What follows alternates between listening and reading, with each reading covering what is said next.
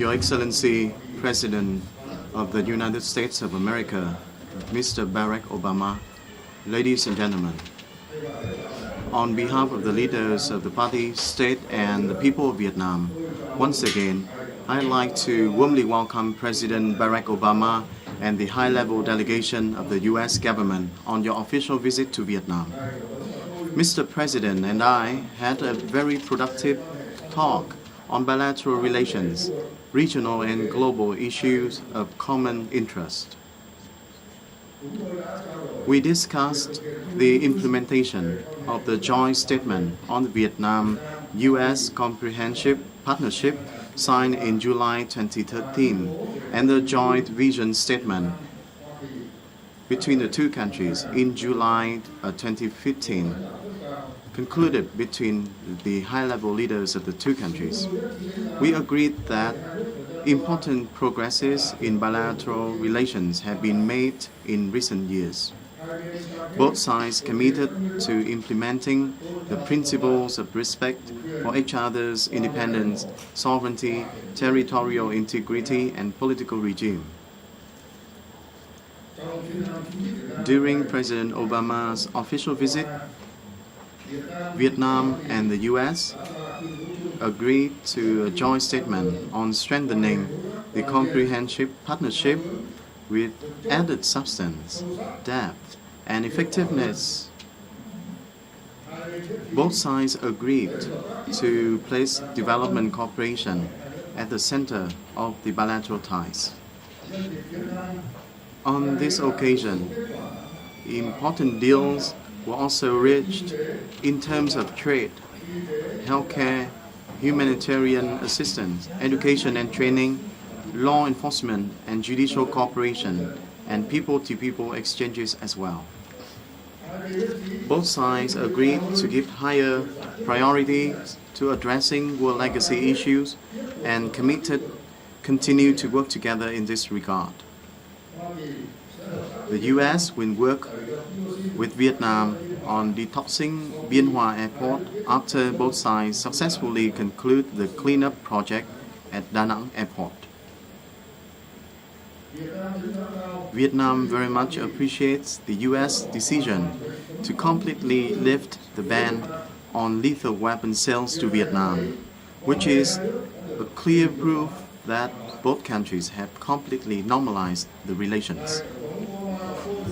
President Obama and I also discussed the future directions of bilateral ties and measures to further deepen bilateral cooperation.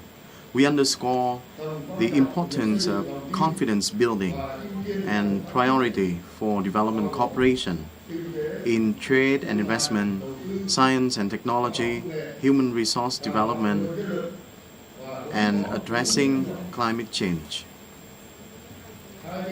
Both sides reaffirmed the commitments to promptly ratify the Trans-Pacific Partnership Agreement, or TPP. With respect to regional and global issues, President Obama and I agreed that we should set up collaboration at regional and international forums, and that the U.S. will support Vietnam in successfully hosting the 2017 APEC Summit, as well as participating in UN peacekeeping operations. We also exchanged views on recent developments in the South China Sea.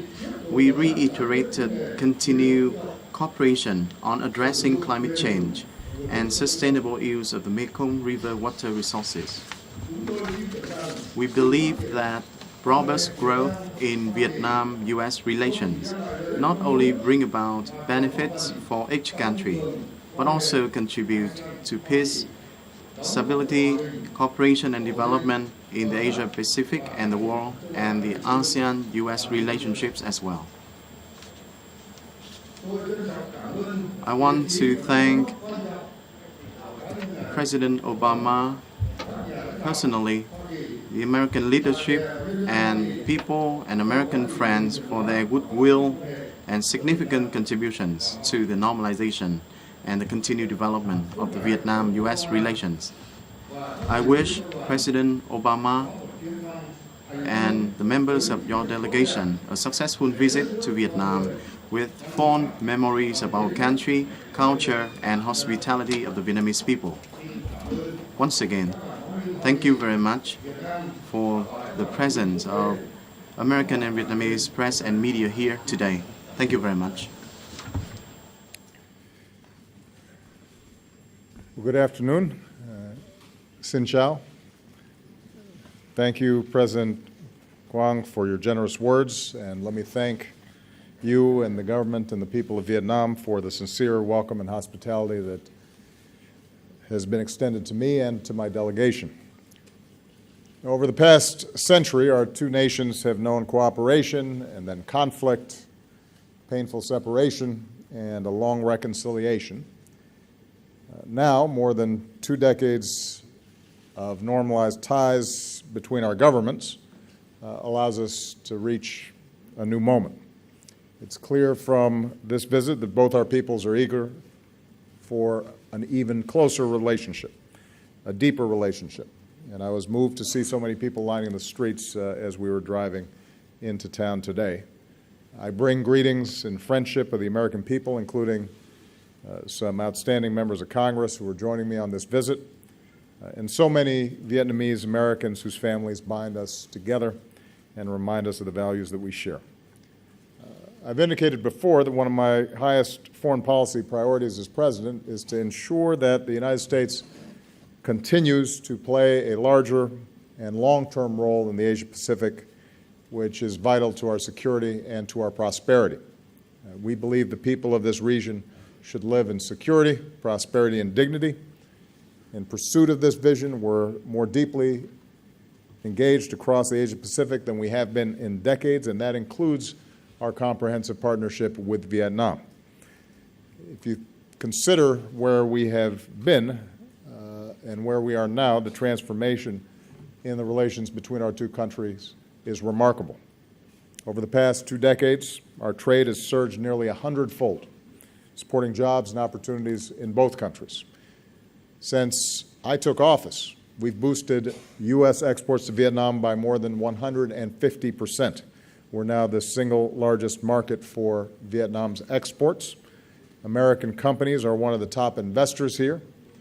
With our Fulbright programs, thousands of our students and scholars have studied together, and more than 13,000 young people across Vietnam are learning new skills as part of our Young Southeast Asian Leaders Initiative.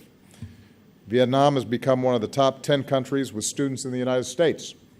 This year, we've welcomed nearly 19,000, the most ever. And last year, Vietnam welcomed nearly 500,000 American tourists to this country, and I will assure you that more are on the way. Our two governments are also cooperating more closely than ever. As part of our engagement with ASEAN and the East Asia Summit, we're working together to advance regional security and stability. Vietnam has welcomed American Navy ships to your ports. Our militaries are conducting more exchanges and partnering on maritime security. Together, we're pursuing the Trans-Pacific Partnership, not only to support trade, but to draw our nations closer together and reinforce regional cooperation. We're doing more to meet global challenges, from preventing nuclear terrorism to promoting global health security so that outbreaks of disease don't become epidemics. And with this visit, the United States and Vietnam have agreed to a significant upgrade in our cooperation across the board. We're taking new steps to give our young people the education and skills that they need to succeed. And I'm very pleased that for the first time, the Peace Corps will come to Vietnam. Our Peace Corps volunteers will focus on teaching English, and the friendship that our people forge will bring us closer together for decades to come. America University and others will help Vietnamese universities boost training in science, technology, engineering, and math. Harvard Medical School, Johnson & Johnson, GE, and others will join with Vietnam universities to improve medical education. And now that the government of Vietnam has granted the necessary license, we can say that Fulbright University Vietnam, this country's first nonprofit independent university, can move forward and open its doors and welcome its first class this fall. We're increasing trade With Vietnam's announcement on multiple entry visas, it will be easier for Americans to come here and do business and travel. President Quang and I just attended a signing ceremony that many of you saw, where American and Vietnamese companies are moving ahead with the new commercial deals worth more than $16 billion. Boeing will sell 100 aircraft to Vietjet. Pratt & Whitney will sell advanced engines. GE Wind will partner with the Vietnamese government to develop more wind power. Deals like these are a win for both of our countries, helping to fuel Vietnam's economic growth and supporting tens of thousands of American jobs. We agreed to work to ratify and implement the Trans-Pacific Partnership as soon as possible, because it will support vital economic reforms here, further integrate Vietnam into the global economy, and reduce tariffs on American exports to Vietnam. And we discussed the high standards that Vietnam has committed to meet under TPP on labor, the environment, and intellectual property. And I conveyed that the United States is prepared to offer technical assistance to Vietnam as it works to fully implement these standards so that TPP delivers the benefits that our peoples expect. With regard to security, the United States will continue to do our part to address the painful legacy of war. On behalf of the American people, including our veterans, I want to thank the government and the people of Vietnam for the many years of cooperation to account for Americans missing in action. Solemn efforts that will continue together. We'll continue to help remove unexploded landmines and bombs. And now that our joint effort to remove dioxin, Agent Orange, from Da Nang Airport is nearly complete, the United States will help in the cleanup at Bien Hoa Air Base. We've agreed to continue deepening our defense cooperation, including patrol boats and training for Vietnam's Coast Guard, and to work more closely together in responding to humanitarian disasters. And I can also announce that the United States is fully lifting the ban on the sale of military equipment to Vietnam that has been in place for some 50 years. As with all our defense partners, sales will need to still meet strict requirements, including those related to human rights. But this change will ensure that Vietnam has access to the equipment it needs to defend itself, and removes a lingering vestige of the Cold War. It also underscores the commitment of the United States to a fully normalized relationship with Vietnam, including strong defense ties with Vietnam and this region for the long term. More broadly, the United States and Vietnam are united in our support for a regional order, including in the South China Sea, where international norms and rules are upheld, where there is freedom of navigation and overflight, where lawful commerce is not impeded, and where disputes are resolved peacefully through legal means in accordance with international law. I want to repeat that the United States will continue to fly, sail, and operate wherever international law allows, and we will support the right of all countries to do the same. Even as we make important progress in the ways that I've just described, there continue to be areas where our two governments disagree, including on democracy and human rights. And I made it clear that the United States does not seek to impose our form of government on Vietnam or any nation. We respect Vietnam's sovereignty and independence. At the same time, we will continue to speak out on behalf of human rights that we believe are universal, including freedom of speech, freedom of the press, freedom of religion, and freedom of assembly. And that includes the right of citizens through civil society to organize and help improve their communities and their country. We believe, and I believe, that nations are stronger and more prosperous when these universal rights are upheld. And when our two countries continue to discuss these issues as part of our human rights dialogue in a spirit of constructive and cooperative effort. And finally, the United States and Vietnam are expanding our cooperation in ways that benefit the world. Under our growing climate change partnership, we'll support Vietnam as it works to meet its commitments under the Paris Agreement. Because our two countries and others have committed to joining the agreement this year, we're within striking distance of it entering into force before anybody expected. In the meantime, we'll help communities in vulnerable regions like the Mekong Delta adapt to a changing climate and assist Vietnam's transition to a low-carbon economy.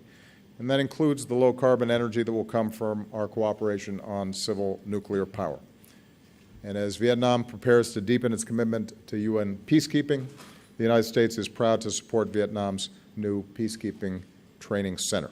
So again, President Quang, thank you for your hospitality. Thank you for our work together. I'm looking forward to the opportunity to visit with the Vietnamese people. Maybe I will enjoy some café soda. I believe that the relationship between the Vietnamese people and the United States can be one of the most important in this critical part of the world. And I believe that the upgrade in our ties that we've achieved today will deliver greater security, prosperity, and dignity for both of our peoples for many decades to come. Xin cảm ơn. Hai nước chúng ta cũng như là cho khu vực và thế giới trong nhiều năm tới. Thank you.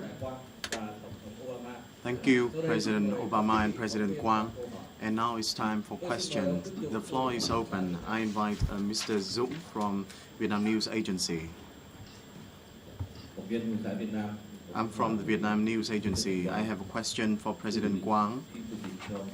Your Excellency, could you advise us and make some comments on the notable advances in Vietnam-U.S. relations over the past 2 decades? Thank you.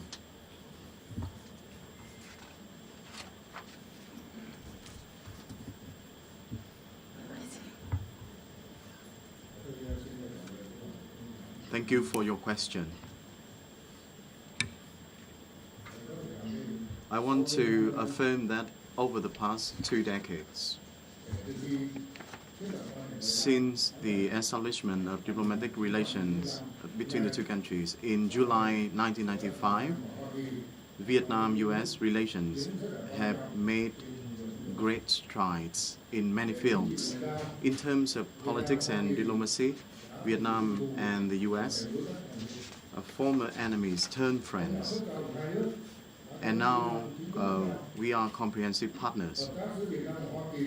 The high-level leaders of the two countries often pay a visit to each other, and the relations have growing very well bilaterally and multilaterally. We share the common interests regarding the regional and international issues, and our common interests grow day by day, particularly in relations to the maintenance of peace, stability, cooperation, and development in the region. With respect to economic cooperation, I'm very pleased to inform you that the two-way trade has grown 130-fold to $44.5 billion last year. The U.S. is currently the 7th largest investor in Vietnam, and I hope that the U.S. will soon become the biggest investor in Vietnam, as Ambassador Ted Osius once mentioned. The bilateral trade between the two countries has enormous potentials to grow, particularly once the TPP enters into effect. Regarding education and training cooperation, we have attained many important progression. Take, for example, the Fulbright University in Vietnam has recently received its operating license. The number of Vietnamese students studying in the U.S. had grown 56-fold to 28,000 students, the highest number among the ASEAN countries. And our cooperation in defense and security continue to grow in line with the needs of both sides. The cooperation in remedying the war legacy is now growing more substantively. The two countries have recently completed the phase 1 of environmental cleanup at Da Nang Airport, and we will continue to implement the second phase of the project at various other sites, including Bien Hoa Airport. Together with the progress in bilateral ties, Vietnam and U.S. are working together and enhancing the collaboration on regional and international issues of common interest at international forums. The advances in the bilateral relations stem from the fact that we increasingly share common concerns and interests, and both sides have fully realized the commitments to respect each other's independence, sovereignty, political regimes, and legitimate interests. The visit of President Barack Obama this time to Vietnam will surely create stronger momentum for the development and promotion of Vietnam-US relations in the future, contributing to the maintenance of peace, stability, cooperation, and development in Asia-Pacific and the wider world. Thank you very much. First question on the American side will come from Max Patelnik with Reuters. Thank you. I have a question for both presidents about the lifting of the arms embargo. To what extent do you see a need to build up Vietnam's military deterrent against China's behavior in the South China Sea as part of this decision? Could this include expanded U.S. access to Vietnamese ports, including Cam Ranh Bay? Directly for President Obama, to what degree will the U.S. decide on weapons sales based on human rights considerations? And for President Quang, how do you respond to the U.S. push for improved human rights situation in Vietnam? Well, Matt, the decision to lift the ban was not based on China or any other considerations. It was based on our desire to complete what has been a lengthy process of moving towards normalization with Vietnam, a process that began with some very courageous and difficult conversations decades ago, including led by our current Secretary of State, John Kerry, and Senators Tom Carper and John McCain, and a whole bunch of other Vietnam veterans, as well as their counterparts in the Vietnamese government. And over time, what we've seen is a progressive deepening and broadening of the relationship. And what became apparent to me and my administration at this point is that given all the work we do together across the spectrum of economic, trade, security, humanitarian efforts, that it was appropriate for us not to have a blanket across-the-board ban.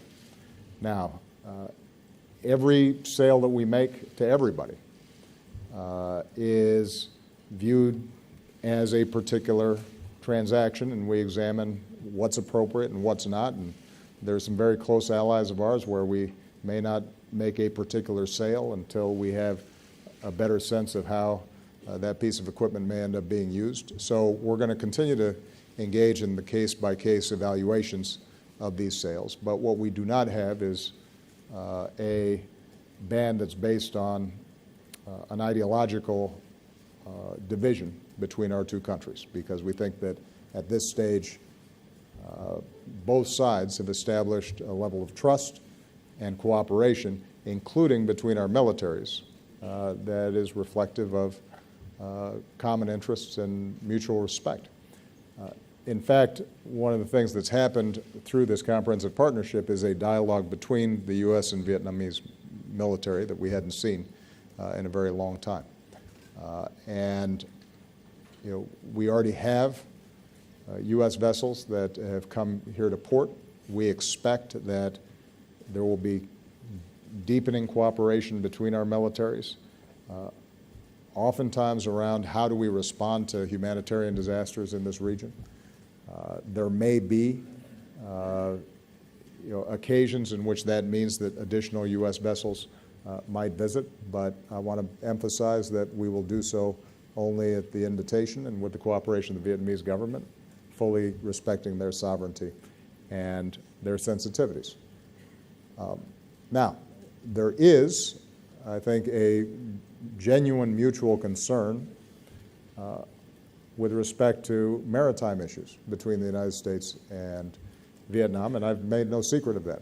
Vietnam, along with ASEAN, met at my invitation in Sunnylands, California, and we put forward a very clear statement that it is important for us to maintain the freedom of navigation and the governance of international norms and rules and law that have helped to create prosperity and promoted commerce and peace and security in this region. And it's my belief that With respect to the South China Sea, although the United States doesn't support any particular claim, we are supportive of the notion that these issues should be resolved peacefully, diplomatically, in accordance with international rules and norms, and not based on who's the bigger party and can throw their weight around a little bit more. At the same time, as I indicated in my initial statement, the United States is going to continue to fly and set courses for our ships as international law allows. Our hope is that ultimately various claimants and various disputes can be resolved, and we'll do everything that we can to promote that. In the meantime, part of our cooperation with Vietnam is to improve their maritime security posture for a whole host of reasons. But I want to emphasize that my decision to lift the ban really was more reflective of the changing nature of the relationship. Last point with respect specifically to human rights. As I indicated in my opening statement, this is an area where we still have differences. There's been modest progress on some of the areas that we've identified as a concern. TPP actually is one of the things that's prompting a series of labor reforms here in Vietnam that could end up being extraordinarily significant. But that is not directly tied to the decision around military sales. Okay. Của chúng tôi trong việc dỡ bỏ lệnh cấm bán vũ khí sát thương đối với Việt Nam. Câu này mời Chủ tịch trả lời thêm ạ.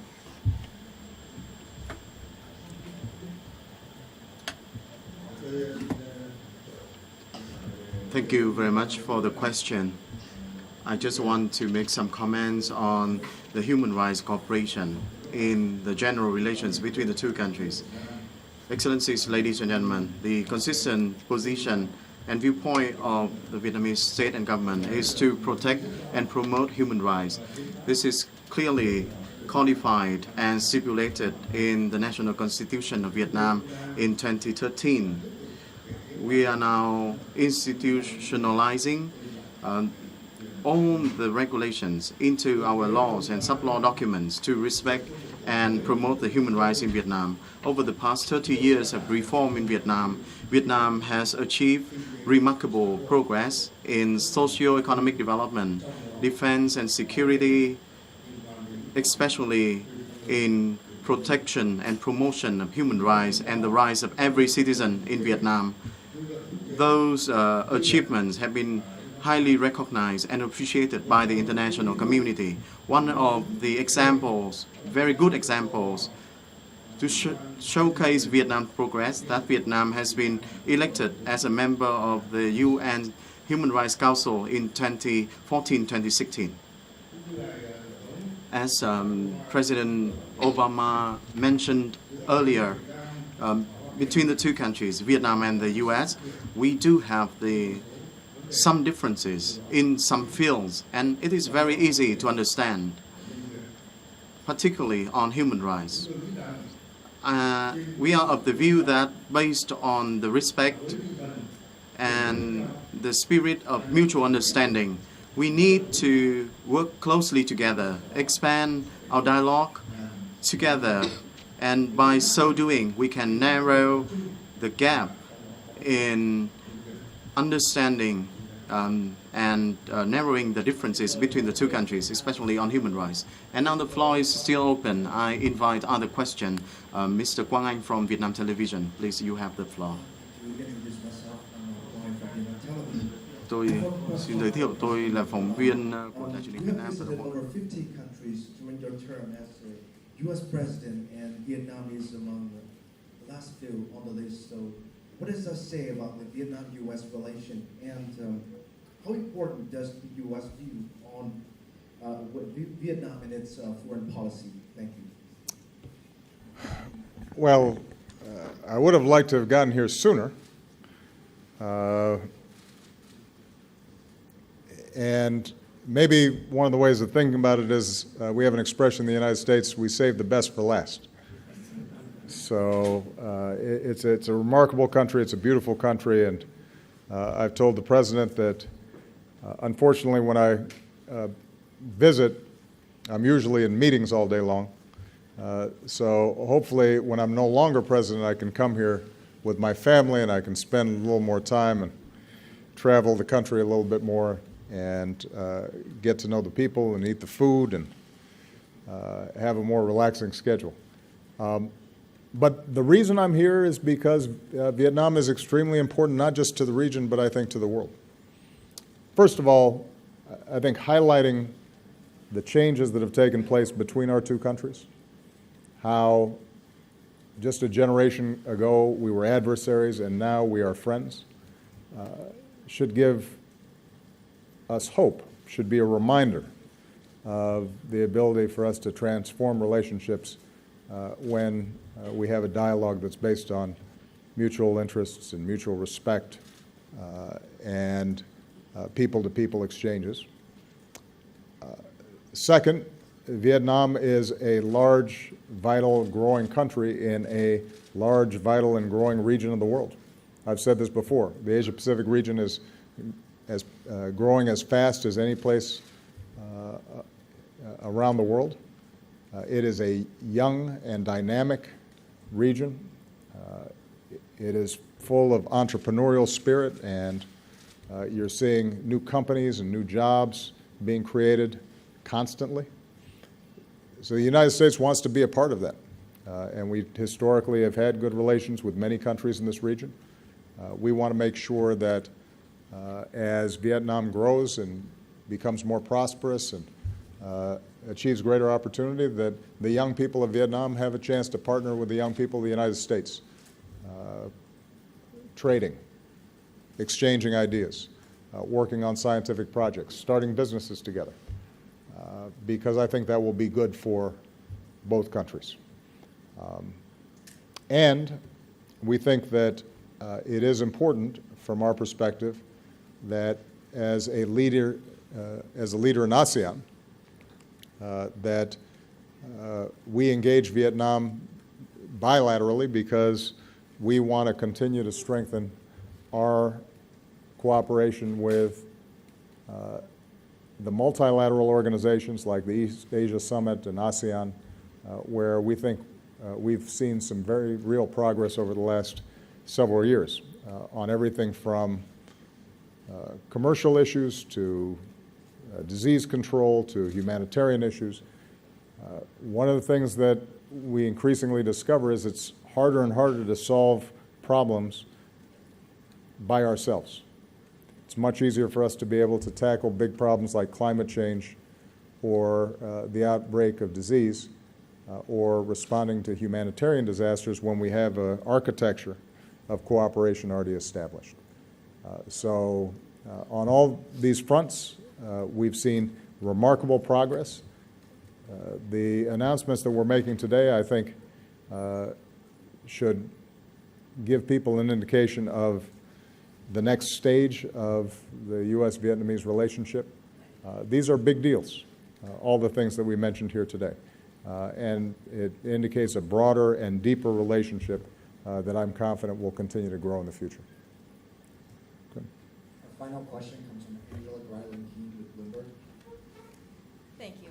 Angela. President Obama, the Trans-Pacific Partnership seems fairly stalled in Congress, and other countries are looking to follow the U.S. lead in terms of how they advance their approval of the agreement. Mm-hmm. With the deals today announced for Boeing and GE and your visit here to Vietnam, are you looking to change your strategy and how you seek approval for the Trans-Pacific Partnership in Congress? And do you think that the agreement should be amended to address currency manipulation? Secondly, President Obama, can you comment on the killing of Taliban leader Mullah Mansour and on Pakistan's concern about that strike happening on its soil?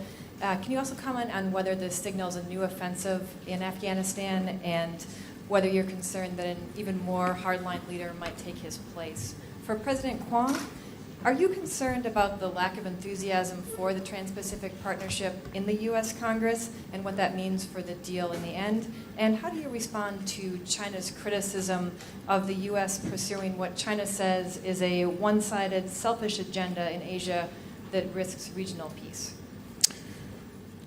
So first of all, on TPP, Angela, I haven't been around as long as Senators Carper or Secretary Kerry, but I've spent enough time in the Senate to know that every trade deal is painful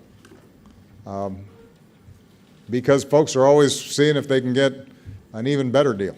And especially when you have multiple parties involved, folks are going to be scrutinizing it, they're going to be debating it, and in an election year, you can anticipate that some folks are going to try to score political points off it. Having said that, I remain confident we're going to get it done, and the reason I'm confident is because it's the right thing to do. It's good for the country, it's good for America, it's good for the region, it's good for the world. And I know I've sold this to you before, but let me reiterate. This is the fastest growing part of the world. This represents an enormous market for the United States. Most countries here already sell their stuff to the United States, and we have relatively low tariffs. In other words, we put relatively low taxes on goods that are coming in to the United States. In contrast, tariffs are significantly higher for U.S. goods being sold here. So a deal that gets rid of 18,000 taxes on U.S. goods into the largest, fastest growing markets of the world, that's a good deal for American businesses and American workers. Number two, one of the biggest complaints about trade deals historically has been that it opens up our markets to countries with lower wages, harsher labor practices, less environmental regulation. Well, if you're signing up for the Trans-Pacific Partnership, you are making commitments that are enforceable to raise labor standards, to ensure that workers have a voice, to attend to environmental problems. And so this gives us the ability to engage with a country like Vietnam and work with them on all those fronts, the precise things that people in the past have been concerned about when it comes to trading with other countries. So I have not yet seen a credible argument that once we get TPP in place, we're going to be worse off. We are demonstrably better off. American workers and American businesses are better off if we get this deal passed. And I'm confident we will get it passed. Now, the politics of it will be noisy. That was true when I, for example, inherited the Korean Free Trade Agreement or the Colombian and Panamanian free trade agreements when I came into office, but we got them done. And I'm confident that we'll get them done this time as well, although there'll be ups and downs and bumps along the way. With respect to currency manipulation, we have provisions in TPP that advance the transparency and reporting functions that allow us to monitor whether we think that currency manipulation is taking place. One of the debates that took place, and there have been some who argue that we should have enforceable provisions that if you see a currency going down too far, that we should be able to impose tariffs on that country. The problem is that it's very hard to sort out sometimes why a currency is going down and whether it's actually being manipulated. And frankly, for us to bind other countries to commitments about their monetary policy would mean we were also binding our Federal Reserve to the claims of other countries in terms of how it implements our monetary policy, and that's not something that we would do. We would not give up sovereignty with respect to our monetary policy in that way. But we have strengthened a number of the provisions that are already contained in TPP that will allow us to put on notice folks who we think are engaging in competitive devaluations. Finally, on the Taliban leader, Mr. Mansour, it has been confirmed that he is dead, and he is an individual who, as head of the Taliban, was specifically targeting U.S. personnel and troops inside of Afghanistan who are there as part of the mission that I've set to be able to maintain a counterterrorism platform and provide assistance and training to the Afghan military forces there. So this does not represent a shift in our approach. We are not re-entering the day-to-day combat operations that are currently being conducted by Afghan security forces. Our job is to help Afghanistan secure its own country, not to have our men and women in uniform engage in that fight for them. On the other hand, where we have a high-profile leader who has been consistently part of operations and plans to potentially harm U.S. personnel, and who has been resistant to the kinds of peace talks and reconciliation that ultimately could bring an end to decades of war in Afghanistan, then it is my responsibility as Commander-in-Chief not to stand by, but to make sure that we send a clear signal to the Taliban and others that we're going to protect our people. And that's exactly the message that has been sent.